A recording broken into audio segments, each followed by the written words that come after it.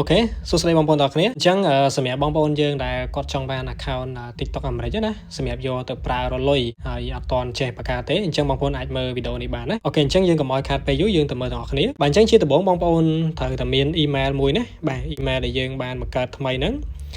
email ដែលយើងអត់ទាន់បានបង្កើត TikTok ណាហ្នឹងហើយអញ្ចឹងបើសិនជាករណីបងប្អូនមាន email ហើយបងប្អូនយកធ្លាប់យកទៅបង្កើតជាមួយនឹង account TikTok រួចរាល់ណា account ខ្មែរ account អីហ្នឹងអញ្ចឹងបងប្អូនយកមកបង្កើតសារថ្មីហ្នឹងគឺអត់បានទេអញ្ចឹងតម្រូវបងប្អូនត្រូវតែបង្កើតថ្មីដែល email ហ្នឹងគឺអត់ធ្លាប់បង្កើតអីសោះណាអូខេអញ្ចឹងសង្ឃឹមថាបងប្អូនយល់កន្លែងហ្នឹងអញ្ចឹងបងប្អូនចូលមកកាន់ TikTok របស់យើងមកបាទអូខេអញ្ចឹងបន្ទាប់ពីបងប្អូនចូលមកដល់ហើយបើសិនជាករណីបងប្អូនមាន account TikTok រួចរាល់ណា account ខ្មែរយើងហ្នឹងអញ្ចឹងយើងត្រូវសាញ់ឲ្យជាងសិនណាហ្នឹងហើយមុននឹងចូលទៅដល់សាញ់ឲ្យខ្ញុំចង់បង្ហាញបងប្អូនបន្តិចហើយយើងដឹងថាតើ account អាមេរិកហើយនិង account ខ្មែរហ្នឹងវាមានតម្រង់បែបម៉េចអញ្ចឹងណាអូខេអានេះសម្រាប់ account ដែលខ្ញុំកំពុងបង្ហាញនេះជា account ពី account អាមេរិកដូចគ្នាអញ្ចឹងយើងចង់ដឹងថាមើលកន្លែងណាដឹងថា account អាមេរិកកន្លែងណា account ខ្មែរតោះអូខេបងប្អូនចូលមកកាន់កន្លែងសញ្ញាត្រី3ខាងលើនេះមកណាសញ្ញាត្រី3នេះមកបងប្អូនចុចមកកាន់កន្លែង TikTok Studio នេះមកអូខេអញ្ចឹង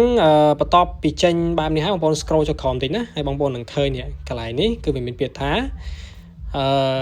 Creator Reward Program នេះកន្លែងហ្នឹងបងប្អូនណាបាទអញ្ចឹងអាហ្នឹងហើយគឺជាប្រភេទ TikTok របស់អាមេរិកណាដែលយើងអាចធ្វើការរកលុយជាមួយវាបានហើយ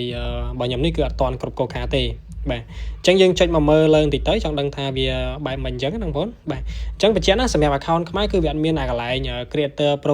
Reward Program ហ្នឹងទេអញ្ចឹងមានតែប្រភេទ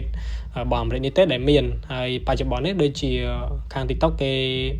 បាក់ឲ្យរកតែប្រមាណប្រទេសទេដូចជានៅខាងអាមេរិកនៅខាងកូរ៉េខាងជប៉ុនប្រេស៊ីលហើយនឹងមានដូចជាអង់គ្លេសអីបន្ថែម 2-3 ប្រទេសទៀតតែខ្ញុំមិនច្បាស់ដែរទេបាទអញ្ចឹងបងប្អូនឃើញទេអានេះគឺជាកូការបស់គេនេះបងប្អូនមើលណា Creator Reward Program ហើយកូការបស់គេហ្នឹងមាន3ណាទី1គឺបងប្អូនត្រូវមានអាយុចាប់ពី18ឆ្នាំឡើងហើយទី2ហ្នឹងគឺយើងត្រូវមានចំនួន 10000 follower ហើយទី3ចុងក្រោយហ្នឹងគឺយើងត្រូវមាន 100,000 view មានអ្នកមើលក្នុងរយៈពេល30ថ្ងៃចុងក្រោយណាបាទអញ្ចឹងសម្រាប់